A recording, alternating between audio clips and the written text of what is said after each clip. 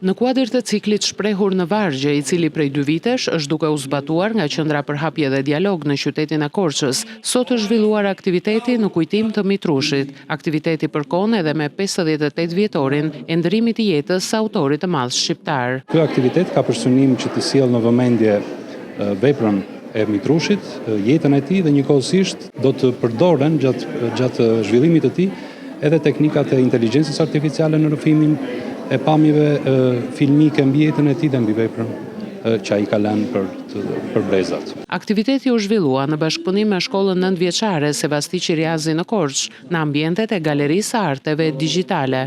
Është shumë e domosdoshme në këtë kohë që fëmijëve t'u ushqejmë dashurinë për letërsinë, dhe sidomos për shkrimtarët të cilët nuk është se njihen aq mirë.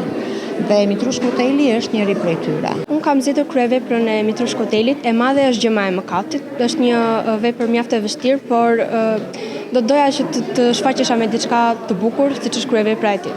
Për mua janë shumë të rëndësishme, na japin një vlerë shumë të madhe të njerëzimit duke patur shumë dije për letërsinë e Shqipërisë. Fillimisht kemi menduar bashkë me mësuesen që hapjen e këtij aktiviteti ta nisim edhe unë personalisht bashkë me një shoqe tjetër, ta nisim me një pjesë tepër të shuar të këtij shkrimtari me letrën e fundit që ai i dërgon gruas së tij para se të ndahet nga jeta. Aktiviteti është ndjekur me interes nga nxënës, mësues, qytetar dhe autoritete vendore të Korçës.